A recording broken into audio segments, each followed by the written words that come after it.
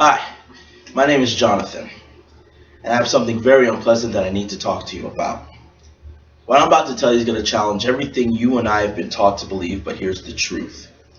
The child support system is a fraud. Holding men responsible for the birth of children is as backward and archaic as blaming the gender of a child on its mother.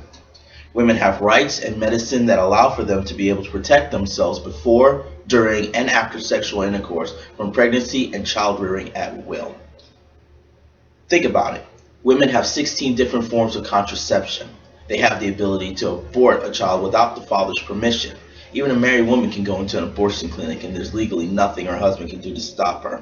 And women have a loophole within adoption that allows for them to be able to put a child up without the father giving away his legal rights. Why are we still holding men accountable for something they have no ability to control? Yes, he did put his seed inside of her, but now it's up to her to decide if it will grow or not. Everything that you as a man can do cannot be superseded by a woman's choice. Gentlemen, you are not as in charge and as responsible as the state government want you to believe, because in the end, the final decision rests with the mother whether this child will see the light of day or who will actually take care of this child. Face it, if you're a man and you've been paying child support or your wages have been garnished for the sake of child support, you're being played for a fool. They're taking advantage of you by guilt tripping you and holding you to old archaic standards that they don't even believe in themselves anymore, and are hoping that you are stupid and self-conscious enough in your manhood. Notice statements like, real men pay their child support. If you don't pay your child support, you're not a real man. To buy into it while clouding the issue with so much emotional, self-entitled rants and rhetorical catchphrases, you can't even realize what's being done to you.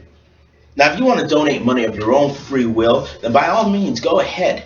But the state and the federal government have no business setting payment amounts, garnishing wages, and imprisoning people who do not comply. The child support industry boasts that it makes about $500 billion a year off the lives of these children. If you'll notice, everyone in the system starts off in the hole owing money. You may say that all that money is going to the welfare of the child, but look at it objectively. One, you can use that money on anything. There's nobody making sure that it's being used on the child in question. Pretty suspicious, don't you think? And two, no matter how you try to smooth talk it, the bottom line is you're putting a price tag on the lives of these children. These children cost several grand at a time. How do we know that the people taking care of these children are not in it for the money and the government benefits to be gained, and not for the love of the children? Decades ago, before our medical and legal advancements, child support made sense. But now it's turned into a legalized extortion tactic and an undercover human trafficking ring. Guys, I can't express this enough. You're being conned. And the only way it's ever going to stop is not by writing letters to your state legislative and representatives. They are making way too much money off of you to care. You're just cannon fodder to them. A means to an end. An end that results in the profits to be taken. The only thing that will stop them is when we join together and put up an offensive. We need to join together and form an anti-child support movement, demanding as American citizens to take down this scam of a system, to cancel all the debts, and return any and all funds that's unjustly taken. I won't lie, this is not going to be easy. In fact, this is going to be a fight the likes of which none of us have ever seen before.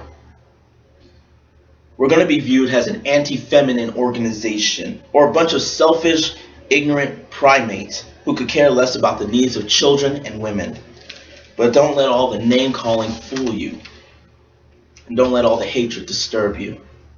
This has nothing to do with hatred for women or children. It has more to do with love than anything. We care about children and are offended to see them being used as means of profit and or revenge. We care about women and respect the fact that they fought for the right to be seen as equals to us.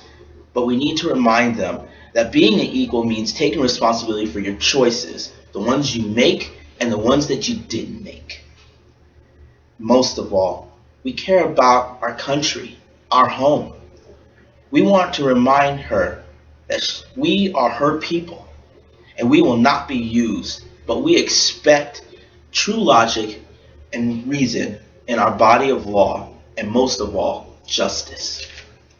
Now, before you all decide to stone me for these comments, what's being said here is not that men should never have anything to do with their children. What's being said here is that it should be their choice. Women have a choice. They have the ability to decide whether they will bring life into this world and take care of it or not. Gentlemen, women have a choice. You should have one too.